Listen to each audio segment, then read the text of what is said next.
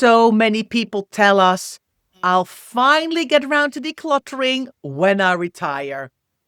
After all, it feels like the perfect time. More space in your schedule, fewer daily pressures, and finally the freedom to focus on your home. But once retirement arrives, the task can suddenly feel huge and overwhelming, especially if you're also starting to think about downsizing. In today's episode, we're exploring how to get started when you've been waiting for years, how to break your project into manageable steps, and how to make it enjoyable along the way. You're listening to the Declutter Hub podcast, bringing you tried and tested, no-nonsense tips and advice from the leading experts in decluttering and organising your home. Now here are your hosts, Ingrid Jansen and Lesley Spellman. Hello and welcome, listeners. I'm Ingrid. And I'm Lesley. Now, if you're here for the very first time today, or you've been listening in for ages, we want to say a huge thank you. And we have a little favour to ask. If you like what you hear, be sure to hit that follow or subscribe button, share us with your friends, or leave us a review. It makes a huge difference to us.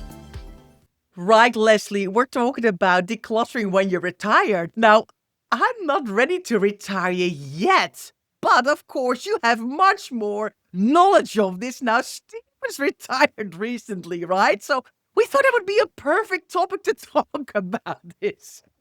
I know, when I was sat with him at lunchtime and I said, recording a podcast today, and I feel like your name's definitely going to come up, and maybe not in a good way. And so who knows what will come out of my mouth? I'm going to spill all his dirty secrets. But let's just say, I'd love to think that the things we're going to talk about today would be applicable for my dear husband. But I'm not sure. I feel like it's not really. We're talking about people who are like chomping at the bit to do the decluttering when they retire. They're ready. They feel like they've been waiting for years to do this. Yeah. Steve, on the other hand, does not really feel like he's chomping at the bit to do this. He feels like he's going to continue to put it off until he's like 90. So we are a little bit at loggerheads, but hey, I feel like I do have a little bit of experience of what retirement looks like. But of course, I'm with you, Ingrid. We're here for the long haul for a while yet, aren't we? But it's an interesting shift. It's an interesting shift to see, because not only has Steve retired, he's also come back to Manchester all the time, which is because he's been, if anybody's not picked this up, my husband has worked in London for the past sort of 25, 30 years. And so he's been absent, let's call it, during the week, and he's been at home weekends. And so it's quite the change, quite the transition in our house at the moment. Yeah, I feel we need to do a deep dive on that off camera at some point, Leslie, because we haven't really talked about that yet. But let's be honest, it is a big change, right? I mean, when you've been working your whole life, whether that's part-time or full-time, life is full, life is busy. Suddenly you retire and then, you've got all this time. And it's exactly what you're saying. I think a lot of people think, well, I've only got a few more years until I retire, and then I will get time to sort out my house. Then I'm going to dig in that paperwork. Then I'm going to sort out my loft or my attic or do all the things that have been on my list for years. I'm going to do it when I'm retired. We hear it all the time. I know, exactly. And there are other times, it's not just retirement, people say they're going to do these things when they're on maternity leave and things like that, or when they have a sabbatical from work. There are many other times when we kind of have a little break from the norm then perhaps, when we think that we're going to do it. And, case in point, we had that enforced upon us in 2020 where lockdown came and everybody was like, this is it, this is my time, this is what I've been waiting for, and kind of came out the end of it. Some people had great success with it, and some people were still in exactly the same position, if not worse than they were with the clutter in their homes. And so it's not a given that time is going to create opportunities or success. So let's dig in, Ingrid. So why does retirement decluttering feel different? And I think you've already alluded to that, really, is that we totally think we're just going to have loads of time that we didn't before. But if you've spoken to anybody who's retired, they also go, I don't know where I found the time to work. Do you know what I mean? There's like, that sort of idea, isn't it? So once you kind of, I suppose you just chill a little bit, don't you? And this is exactly what you should be doing. Like, we're not like, okay, crack the whip and off you go. Absolutely not. This is about taking your foot off the gas a little bit and giving yourself a little bit of time to breathe, enjoying what you've got at home, enjoying your time, being able to do different things. This is what this is all about, right? And so really, really important. But is having more time then after retirement a myth? Yes, I do think so. I think we all have like our bucket list, our things we're going to do when we retire. So we want to cram in all of the fun stuff. We want to do all the things that we maybe never could do, whether it's going for walks with a walking club or joining a hobby or seeing your friends for a coffee that you could never do on a Wednesday morning at 10 o'clock. You know what I mean? So I think you've got that on the one hand. And I think it's also when you retire, you suddenly are like, you are out of the structure, right? Because you're so used to getting up at the same time and you kind of think, oh, I'm just going to have a lay-in today and I'm going to relax and I got plenty of time to do all of this. But, and I think you just want to do things a bit at a slower pace. So I think it's a combination of things. And I think because you have more time, you think, oh, I'll do that tomorrow. I'll look at it next week, because of course, when you work and when you've got very limited free time around work and sleeping and just doing breakfast and lunch and dinner and washing up and laundry, you really have to be almost focused with that time, right? Well, when you've got like a whole diary, you can easily go, oh, don't feel like it today. I'll do that tomorrow or the day after tomorrow or after the weekend, So, Phil, another week's gone, poof, another month's gone, and before you know it, you're like, wow, I've been retired for like 6 months. I've had all these plans, but I haven't done anything. How is that possible? I have so much more time now. I think you're so right, Ingrid. I think that retirement definitely does give you that freedom, but it takes away that structure that we're used to. And you have to rebuild a whole new way of doing things, don't you? Like, you just have, your day changes, and that can be a good thing. It should be a good thing because we remove that structure that we've tried so desperately to get out of, or not, as the case may be. Not everybody wants to retire. For some people, it's not something that they look forward to, but for many it is. And then I think, but having more time in some ways can make things feel harder, not easier. You've got more time, so therefore you don't focus on what's in front of you. And certainly in a decluttering journey, the time then hemorrhages away. So what we need to do is to find that balance, I think. We need to find the balance. We need to try and replace that work routine with some kind of purposeful, intentional decluttering tasks, or almost like a rhythm, like a decluttering rhythm, And that might be 10 minutes a day, it might be 2 hours a day, it might be 1 day a week, it might be 3 days a week.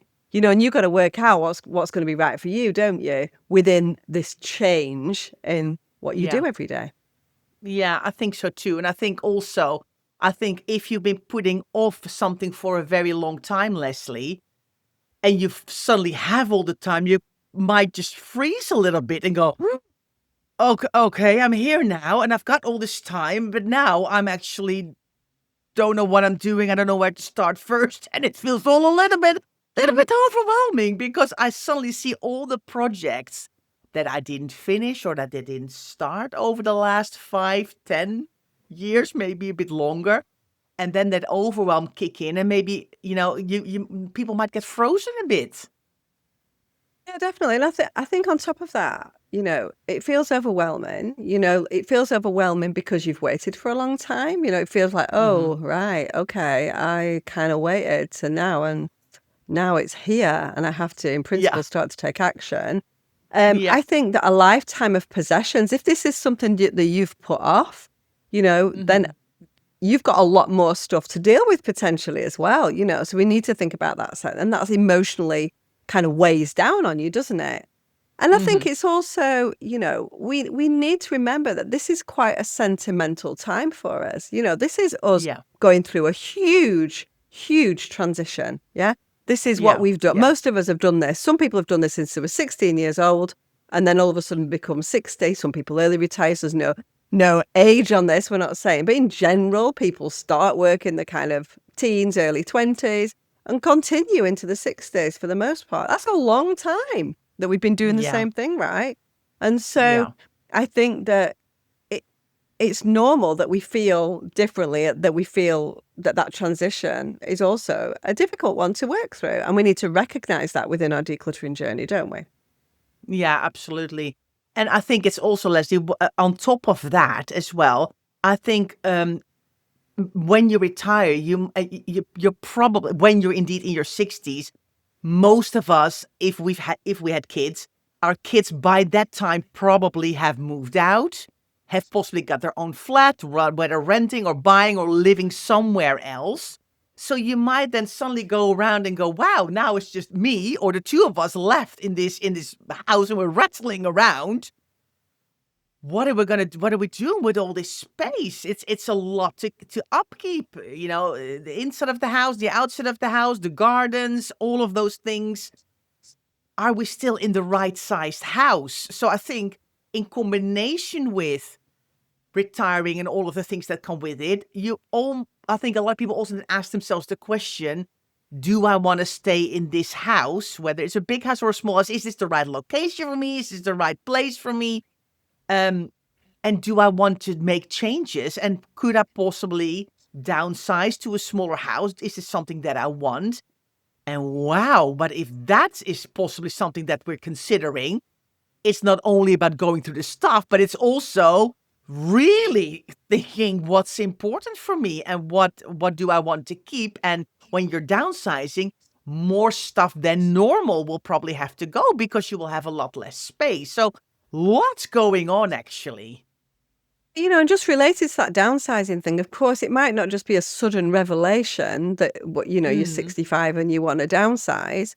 It might be something that you've been waiting to do the decluttering to allow you to downsize. And so it's also like doubly stacked, isn't it? People put it off, like I couldn't possibly move right now because I've got too much stuff that I need to work through. And so the stakes are high, the stakes are high. Yep. And we've got to work all of this stuff out. And so I think the actual process of decluttering is no different when you're retired or when you're 25, 35, 45, 55. It's the same, right? No difference at all in the process. So everything that we ordinarily teach you to do is what you need to do. It's your mindset that's different. It's the timescales that are different. It's that shift in thinking that's got to be different. So please don't think that decluttering in retirement is any different to any normal time. It's just that you've got to work it out. You've got to work out, how am I going to get this done? And also, really, really important to enjoy, not just go, right, okay, I've come out of a 40-year job. Now what I got to do is a 40-year job of decluttering my house.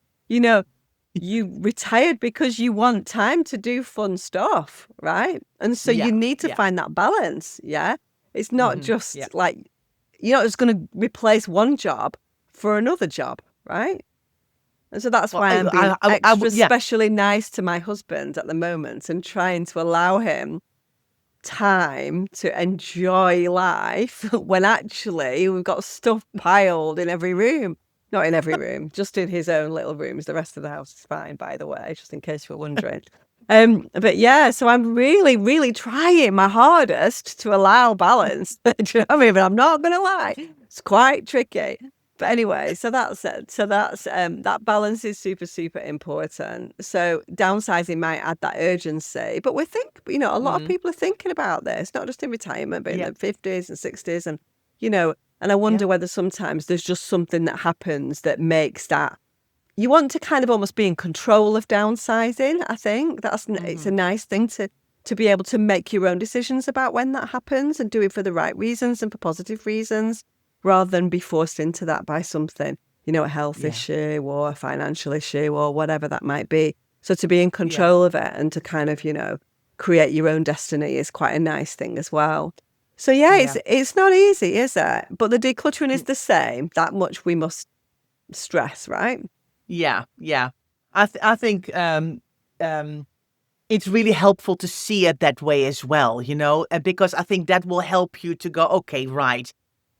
Yes, it's hard. It's not hard because I'm retired. It's because I have to make lots of decisions and I feel that overwhelm and I have to go through a lifetime of belongings and of course, there's a lot of stuff probably in the house that's connected to your work life as well that suddenly is like superfluous. So maybe it is, the workwear you always used to wear, and you see that as a work blouse or a work trouser. We hear it all the time, don't we? Oh, I used to wear that to work. But and that gives an extra layer, I think, on top of it. That can make it tricky. But it's the same as somebody who had, maybe love still wearing their maternity clothing or their jeans from when they were in their teens, same emotion. So it's not because you're retired that it's harder. It's just the emotions that sit behind it that you need to get to grips with and understand. Yeah, we need to understand that if that was a very special time, we talk about retirement, many people hopefully have had a very fulfilled, long career that they've enjoyed for the most part. There's always going to be tough times, isn't there? And it's not something that they necessarily want to let go of, but it's something that makes sense to let go of. It's time. Do you know? So it's more that kind of thing. And I think that if it has been a very happy time in your life, as you're rightly saying, Ingrid, it's about, recognizing which parts of that are going to be sentimental, are going to represent that time well. You can't keep everything, It's coming to that realization that actually you no longer need those course notes or conference notes that you took and you've kept for years, that you no longer need those books that are all about the topic to do with your job or whatever.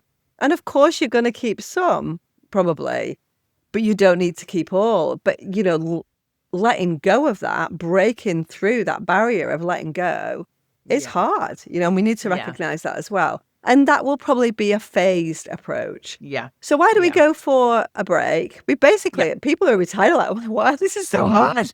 Ingrid and Lesley are like, oh, this is like really hard stuff. So let's go for a break and let's come back and let's give some light at the end of the tunnel, shall we, Ingrid? Definitely.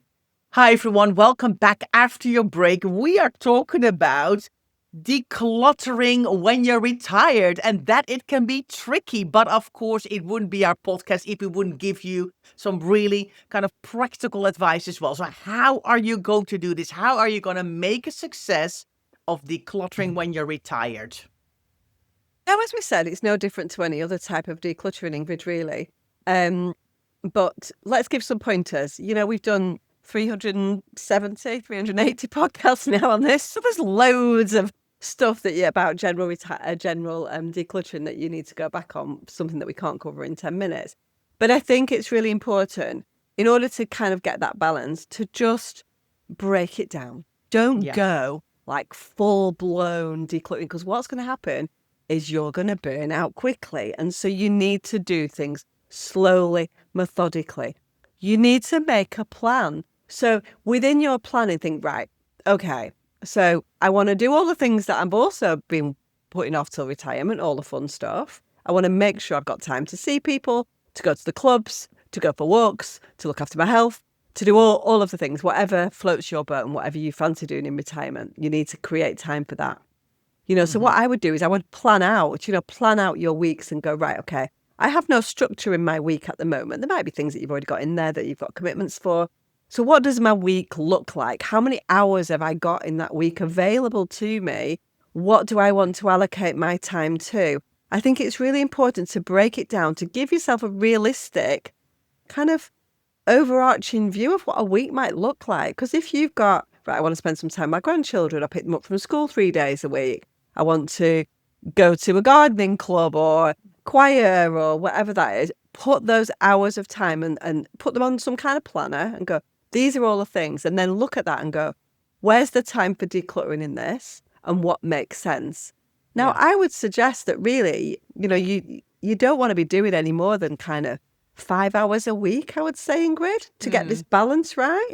You don't want to be spending loads and loads of time. Now, we've said many times in this podcast before that when we're working with clients, we very, very rarely do them more than 1 or maximum 2 sessions a week, because of the decision fatigue, because of the physical difficulties with decluttering, it can get really tedious really quickly if you do too much too soon. And so pace it out properly. So I would suggest if you're going from this kind of, working 8 hours a day, and you're just going to think, well, I'm just going to replace that 8 hours a day that I went to work with other stuff, and I've got 4 hours a day that I can do decluttering. We would advise for you not to do that, but we would advise for you to schedule time in, because if you don't, the time will just hemorrhage away. So you need to be realistic about what your week looks like and where there are potential gaps, and then ideally commit to those gaps for decluttering time. Yeah. Yeah, I think it's really important to set those, those goals. You need to have that plan. You need to break it down and go, right, okay, so I want to do my bathroom. That's the next thing on my list. Right, what areas are there in my bathroom and under the sink cupboard? Maybe you've got a separate cupboard. Maybe there's bathroom things in another cupboard or room. And just go, right, today I'm going to do the under the sink cupboard. And tomorrow I'm going to schedule an hour to look at the products that are elsewhere in the house. And the day after, I'm going to look at the bathroom cupboard that has also the towels. Break it down into small, manageable chunks. Work your way, make a little list so you can tick it off. And that, I think, can really help you to go right. Because we always forget everything that we have done, but we berate ourselves for everything that we haven't done. So making it just a tiny little list can really help you to go, actually, I have been doing stuff. I have been scheduling it in. And this is what I did then. And then you can kind of keep a log for yourself as well. And you will soon enough find out, okay, wow, I did schedule in 5 times an hour, but which one did I then not do? And actually, I've only done 2 hours. Wow, where has the other 3 hours gone? And then you can kind of start to evaluate some of the things, like what happened? Why is this happening? And make little tweaks and go, maybe I put the wrong time of day that hour. Maybe I'm better in the morning or better in the afternoon. Because then things like energy come in as well, right, Lesley? Yeah, absolutely. Do you know what, Ingrid? I'm gonna go for it and say what I think the absolute best thing that you can do. If you're retired and you've got time and this is a commitment that you want to make, that you want to declutter your house, come and join our membership. Honestly, come and join our membership.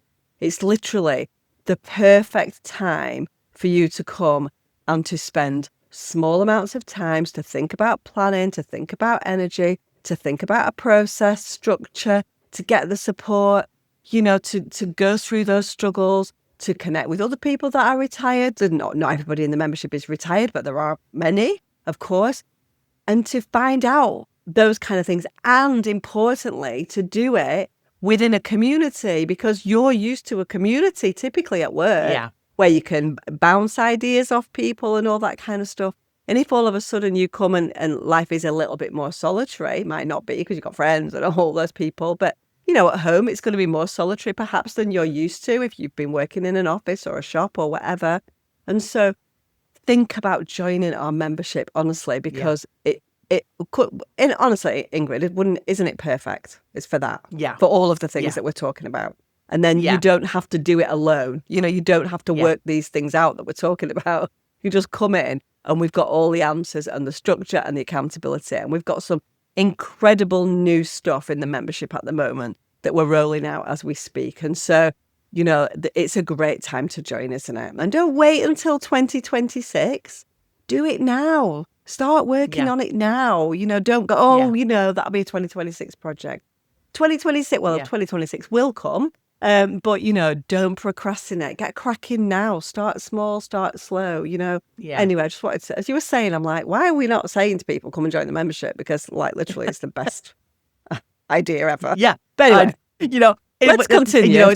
Can I just say one thing, Lesley?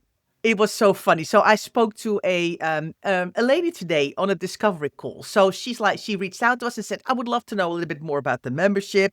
So you can book a call with me. And so she was telling us, kind of her struggles and the things that she needs help with. And if we have in the membership what she needs. And I kind of had full-hearted to go, yes, we have, the accountability sessions. We have an opportunity to ask us questions. There are amazing people in our membership. We've got such an amazing community with the nicest people. And I actually said to her, I said, you know what? Like, the membership is like the best thing. And then I kind of said to her, can I actually say that of something that I like run with Leslie of our own things? And she's like, Well, if we don't believe in it, no yeah, one's going to, are they? But anyway, yeah. exactly. But we, it's like, it's so good. And sometimes we feel a bit like, oh, well, yeah, like typically Ingrid and Lesley, like not tooting our own horn, but kind of going, hey, but it's brilliant, isn't it? It's so Yeah. good. And our members love it. Yeah, definitely. I think it ticks so many boxes. Do you know what I mean? It ticks so many boxes for community, for fun, for structure and all that kind of stuff. So yeah, so we digress, but we just scrap this whole podcast. Scrap the whole podcast. Don't bother listening. And all you need to do is click buy the membership, and you're all sorted. No, I'm joking. Right. Yeah. Right. Okay. So I think, so we've talked a little bit about breaking it down and about really looking at your schedule and working out how you can fit this time in and then committing. Yeah. We talked a lot about scheduling time in your diary to actually declutter. Super, super important. But then we've already spoken about this. I think it's really important to get that balance right. Don't let decluttering become your new full-time job. That's not what we want for you. We need to have that fun. We need to have that time to do the things that we wanted to do. And I think it's so important to also intersperse your progress with celebrating the success that you've got. So as you are making progress, I've done my kitchen, I've got rid of 10 bags, whatever it is, different things make different people tick and celebrate successes. And you can see that on our Wednesday wins. There are so many different types of win on there in our Facebook group, that is. And so, but celebrate those successes and give yourself time to celebrate those successes, because you have got time now. So you can go, do you know what? I managed to get that kitchen done. I'm going to take myself out for a nice walk and I'm going to have a cappuccino at the end of it. Do you know what I mean? You've got time for that without rushing from one thing to another thing to another thing. Yeah. And that's what's lovely about this. You can just take a deep breath and just go, okay, I've got time. How am I going to use this time effectively? Yeah, definitely.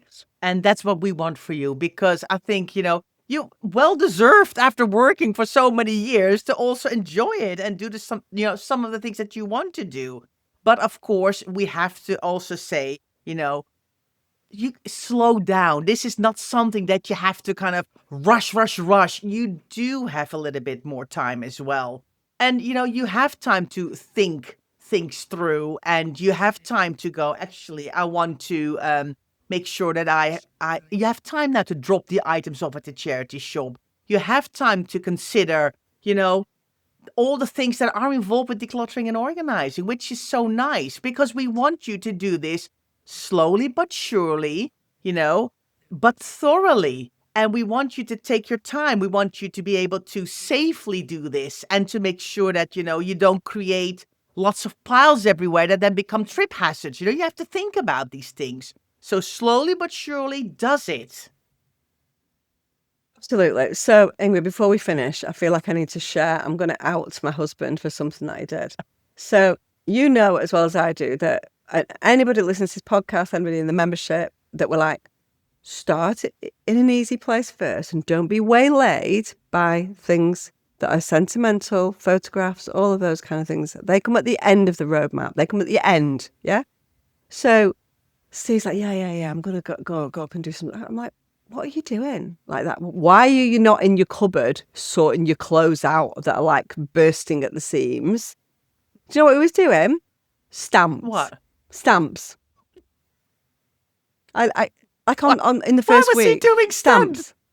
He's had them. So these stamps, he got first day covers for the kids when they were around the year 1999 they started, and 2009 they stopped. He got a first day cover every month for 2 of the kids, only 2 because Nathan wasn't even born then, that he's just kept in the boxes for all that time, not done anything with them. So he decided it was a really great time to sort out the stamps for the kids. I'm like, I don't think that's what I really want you to be doing. Like, so what he wants to do and what I want him to do are 2 very different things. But I'm like, stamps are at the end of the roadmap. The end of the roadmap. Have you read my book? Do you know what I mean? I was like this. So, and then I have to take a step back and go, let him have time to have a nice time and balance. And he's been happy doing his stamps for the kids. So yeah, so that's what I've got to contend with. So having spent half an hour talking to you about how it should be done, definitely don't do what my husband's doing because he's not got it sorted at all. Yeah. And that's it. That's all we've got in retirement, isn't it? I know. It is hard, isn't it? Because, he probably thought, I want to do a project that I want to do. He doesn't want to do what you want to do. He doesn't want to do what you want to do, Lesley. So that is close. He wants to do what he wants to do because he hasn't had time for like 30 years. Exactly. I fear the worst. I feel like we're going to be at episode 471 or whatever, and I'm still going to be like, I really wish that Steve would do some decluttering. But anyway, at least I'm practicing what I preach and not decluttering other people's stuff. That is one of our number one rules, and I've never decluttered a single thing of his, even though it's the most tempting thing in the entire world, let me tell you. But anyway, so that's all we've got. Gosh, I feel for you. I feel for you both. I kind of feel for Steve because he's got like Taskmaster Lesley like walking behind him with like, come and do your clothes. And then I feel for you because you're like, oh my gosh, he's like back from London after 30 years. And now he's here all the time. And he doesn't want to do what I want to do. Oh my gosh. I know, exactly. But anyway, so yeah, there we go. Good luck with that. Good luck with that. Anyways, listeners, we hope we've given you some food for thought. So basically, don't put off your decluttering until you're retired. That's also a message. You can start a lot earlier. You don't have to wait until you're retired. But if you're like looking at this and going, oh yeah, I'm going to retire next year, you can already come into the membership now and do lots of the learning and kind of put some of these ideas and mindset changes in place. Because don't keep putting it off, because you're not going to be able to do all of this within a month's time anyway. This is going to take time. This is going to, involve knowledge and accountability and motivation, and you need a lovely supportive community. So definitely check out our membership on members.declutterhub.com. We'll put all of the information in the show notes as well.